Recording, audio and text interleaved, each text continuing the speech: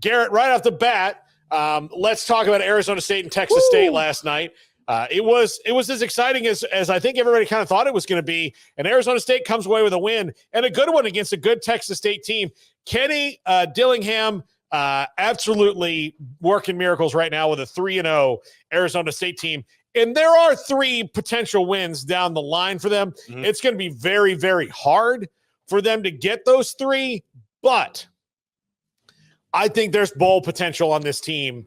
Sam Levitt played a lot better this week than he did the week before. Cam Scadaboo, even though they kind of held him in yardage wise. Well, they knew you had to take him away, but he still affects the game. Yes. He's so very good. He's very, very good. He's one of my favorite players in the country. And then you get some controversy at the end and all that, but overall, a nice win for the Big 12 and a very nice showing for Texas State, who is now every team that's not in the Pac-6 is auditioning for the Pac-6. Yeah, that was my first thought with this was you have the platform out here. I wish it would have been nationally televised, like on ESPN, where more people could have seen it. I know we all know, especially when there's a good game, you're naturally going to go and find it where you can stream it. But I think that, that would have been cool to see Texas State have that on ESPN regularly, but at the same time, that was a fun game, man. Yeah. Like, I think Jordan McLeod showed a lot. You could see like some of the inconsistencies from him at times and some of his decision making, why he's bounced around as much as he has, but he's the perfect quarterback for the Texas State system. I thought he did an excellent job of staying in the pocket and taking some pretty brutal hits. The Arizona State's defense laid on him. But at the same time, like, this was honestly my first time really sitting down and watching Sam Levitt play a full game. I came away pretty impressed with him. I think watching him, I feel like Sam Levitt, in this game with the small sample size, I don't want to get over my skis here, but I think in this matchup last night, what I saw from Sam Levitt reminded me of what the expectations were for Garrett Green, if that makes sense. Yeah. You saw, I think he's kind of deceptively quick with his rushing attack. He's a better runner than I expected him to be as a whole, but his passing, I think he's sharp. He knows where he's going with the football. He makes smart decisions. And they're a fun team to watch, man. I kind of have questions there at the end when they made the stop on Texas State and they got the ball back in Texas State's territory. Why you went 3 and out without ever giving Cam Scadaboo 1 carry. Luckily, your defense was able to turn around and hold Texas State to another 3 and out themselves, and then you're able to run the clock out. But that was kind of the only question mark I had in that game is like, what are you doing from an offensive perspective from Arizona State? But yeah, they're fun to watch, man. And both those teams are going to be held this season. Yeah. All right, let's get to the Smoak Stack or the Smokeless Stack. Brought to you by Red Man. Red Man, we're tougher than Skull. I'm gonna keep on running that joke until I run out of tobacco brands that you can't advertise. You ever dipped? One time for about 45 seconds. Woo! It was 44 seconds too long. I used to love some Copenhagen. That's what I had. And it was on a bus after a football game. We had won, and one of the players on the team said, you have to have a victory dip. And me and my best friend caved. And then we took turns. Thankfully, it was a bus. It was a private bus. It wasn't a school bus. Mm-hmm. Never ridden a yellow dog. It was a charter bus. Never been on a yellow dog. Went to Catholic school my whole life, so I've never been on a yellow dog. Yeah. That's weak, man. Come on, Paul. What?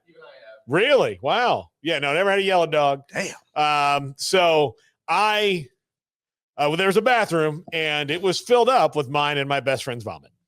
It was absolutely, and then the whole back of the bus is laughing.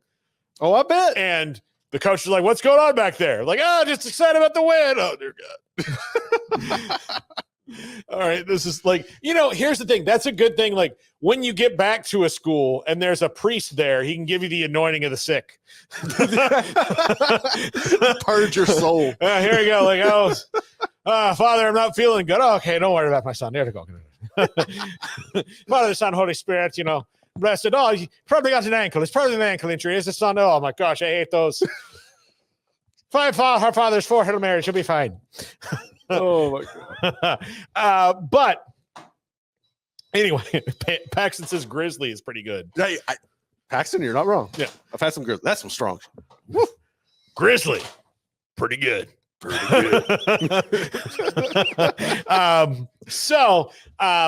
Anyway, I digress. Let's get to it. Chris Cartman on Kenny Dillingham. How important is recruiting in Texas to Arizona State?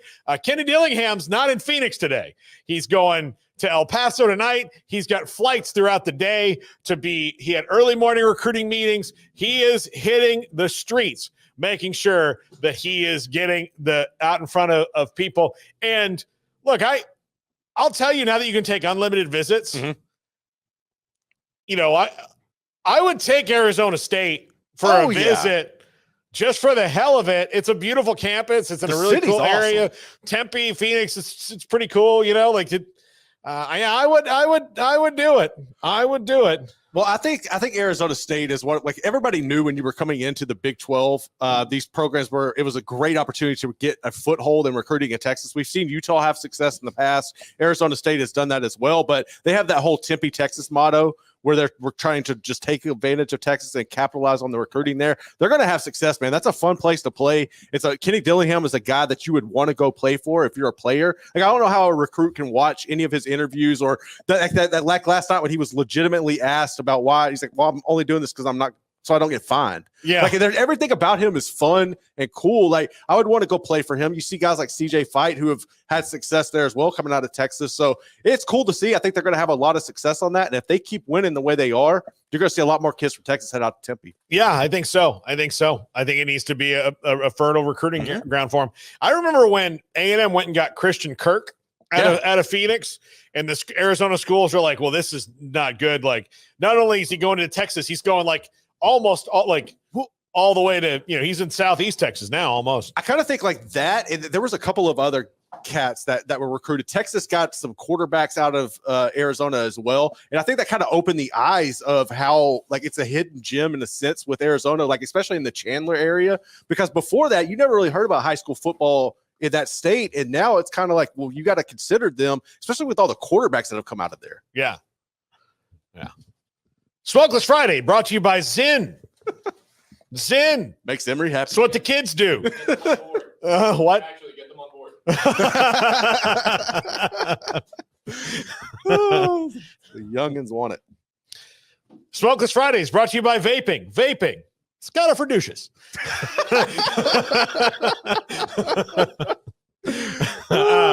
No. All right.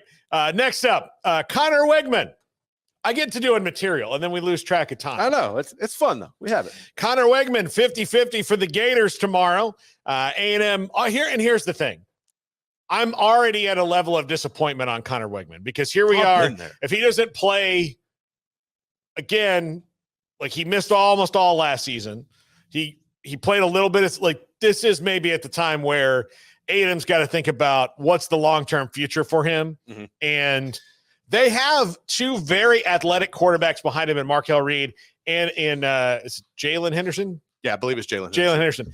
And they're really, I think those guys might work a little bit better in Reed, especially Reed in Colin Klein's offense because they're mobile and there's a lot of quarterback runs in that offense.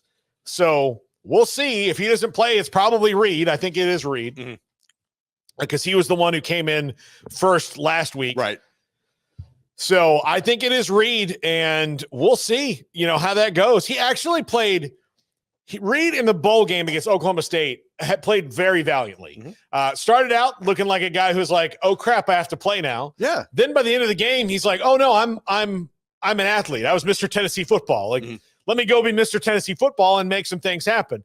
Now they were never going to win that game, but it was impressive to see like him not be afraid and swallowed up by the moment. Right. So I think that, and look, A&M, if you're an A&M fan in here, you're going to back me up on this.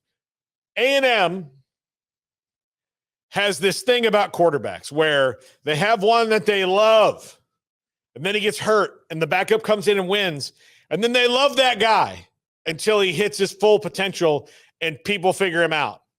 And then it just cycles over and over again. I would say, and now Kevin Murray's out of this because he got him put on probation and then the whole Kyler situation. But there are because even Gerard Johnson fell into this, and they still love him there. Yeah. I think they want him to be the head coach there one day. I think he wants to be the head coach there one day. I do think that if he's not an NFL head coach, which could be very likely given how good of an offensive coach he is, if that doesn't happen before Mike Elko leaves A&M, and I think Mike Elko is going to have a long run. He'll be there for a minute. He'll be there for a minute, but there's a future where Gerard Johnson, that's his dream job. But the only two quarterbacks, in maybe three, I'll give you three quarterbacks that A&M fans love unconditionally and never hated, was Gary Kubiak, Bucky Richardson, and Johnny Manziel. And they took the good with the bad with Johnny Manziel. They were blinded by his flash. Yeah. I could make a political comparison here, but I won't. But yeah, they take the good with the bad with him because it was just so unbelievable. It was fun. And everybody was talking about A&M for 2 years, and that's not something that's ever happened. So Connor Weigman now falls into this A&M quarterback curse. It's so bizarre. I can tell you, everybody loved Corey Pullock until they didn't. Everybody loved Randy McCown until they didn't. Stephen McGee. Everybody loved Stephen McGee until they didn't. Everybody loved Ryan Tannehill until they did. Well, Tannehill, he was the outlier, man. He was an outlier, but I don't think anybody was like really excited until the end. Like everybody was like, how's this going to be? You know, kind of a thing. Gerard Johnson was benched for Ryan Tannehill. Reggie McNeil already? They love Reggie McNeil until they didn't. That was Stephen McGee, love Stephen McGee until they didn't. Then who am I thinking of? Brandon Stewart and Randy McCown. Like there are all of this, things going on. Even Bucky Richardson will tell you, Lance Pavlis was the backup and was a very capable backup back then. But he had to kind of ward him off a little bit. And then Bucky, again, there should be like a gigantic Bucky Richardson statue. I'm surprised there isn't, honestly. There should be one day. No, I think like the thing with Weigman, though, like he hasn't – I don't know if he's been developed, if it's a development issue or if it's kind of like his injuries have slowed down his development and now he's not in the offense that he was recruited to play in.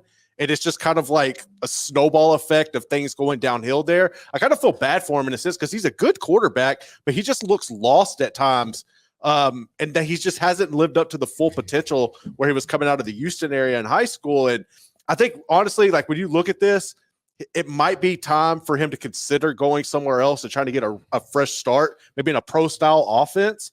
Because you're right. I think that when people think highly of his ability, but here he is to change it again. So that's the thing, though. It's like maybe you need to look somewhere else, but we'll see. But at the same time, I just kind of feel bad for his situation. In my opinion, like right now, they have him as questionable, which is 50-50. Right. Based on the rules of the SEC about how you list people. And so he's 50-50, and 50-50 always to me means out. Yeah. That always means out to me. Questionable realistically is more than that.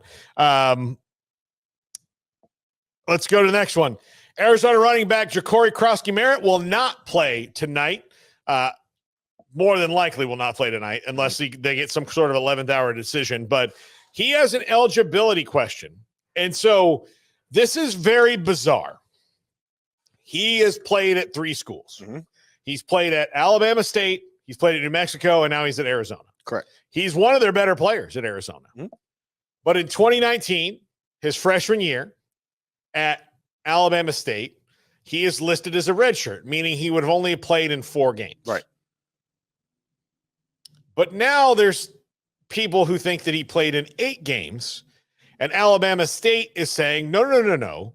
He only played in 4, but we had to switch jersey numbers with a guy who was going to play in the other one.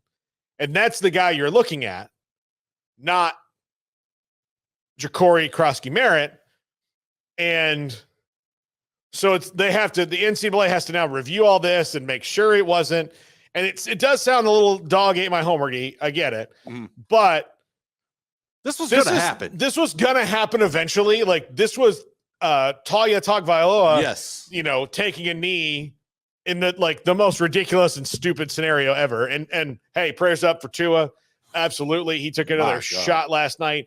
And look, we're not, by the way, just a sidebar on Tua. We're not talking about this kind of brings that back to this where, you've got 3 major concussions, at least in the NFL in the last 3 years.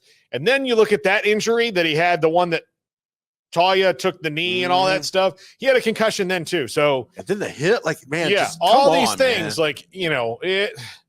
Take a long look, Tua. Take a long look. Please. Think about think about what 40-year-old Tua is going to be like, and not 26-year-old Tua. Like, just think about that thing. A 50-year-old Tua and 60-year-old Tua and 70-year-old Tua. Like, those decisions are tough. So really, really rooting for Tua, but be smart. Be smart about it, buddy. Do what's best for you, not the Dolphins, not anybody else. What's best for the long term of Tua Tagovailoa. That's all. That's what his thing needs to be. What is best for you and your family? Yep. Not the Dolphins. Nope. You only. And the Dolphins will probably, I think, should tell him that. I hope they tell him that. I think they will, because they need to know. This business decisions have to be made. Absolutely. But back to that, like, he took that knee, and so we had this weird where he's not eligible. So Krosky Merritt might be out because of this. I just don't know how long something like this takes to review 8 game films to make sure he's only in 4 of them. But my thing is, it's pretty ironic if it's the same position with the same number. That's kind of funny when you get down in that. But no, I mean, this was as much player movement as there's been. I'm honestly surprised this hasn't happened before now. And this isn't going to be the last case of this. You're going to see this more and more times again. We've seen cases where, I guess you could look at the Texas State situation with, I'm blanking on the quarterback from Arizona, where they brought him in and were like, we need to get you out of here. Yeah. And then you have other situations where in other sports, we've seen it where players go to transfer and they have to wait on their eligibility because credits aren't lining up and everything.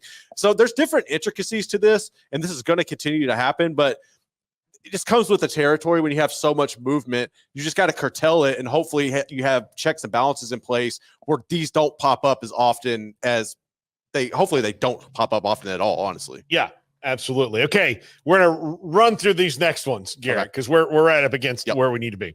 Auburn has made a change to starting quarterback. Peyton Thorne, after throwing 4 picks last week against Cal, is to the bench, and Hank Brown, a redshirt freshman, will be starting. Not a surprise. Not at all.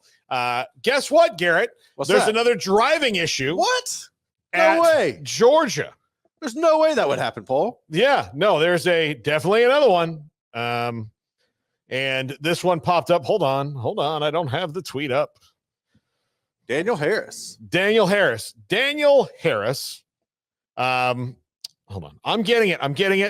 I have it on the screen. Oh, that's too far away for me. I just need to see that I'm actually on. But UGA quarterback Daniel Harris arrested last night in Athens for reckless driving, illegal windshield tint, no proof of insurance, operating a vehicle that is unregistered or not with a current license plate, and not wearing a seatbelt. So outside of DUI, I think he got DUI and I mean, DUI is the only thing. Reckless driving's there, which might as well be, right? Right. Seems to be a trend. Yep. So nice also $50 bond. No proof of no proof of insurance. No proof of insurance. Good luck getting it now. Yeah. Good luck getting it now. And I don't mean to make light of this. This is a problem at Georgia. Somebody, Kirby, has to get kicked off the team. I mean, I don't know what Daniel Harris's value is to this team. Could you make an example out of him where it doesn't necessarily hurt your? But screw that. Honestly, at this point, you need to make an example. You have to make an example out of somebody. Honestly, if I was Kirby Smart and I went in, I would be yelling at everybody. Daniel Harris wouldn't even be in the meeting. He's suspended immediately. Until I figure out what I'm going to do. But I am throwing down the gauntlet of the next person who comes in here with reckless driving or drag racing or whatever is done. Mm-hmm. Done.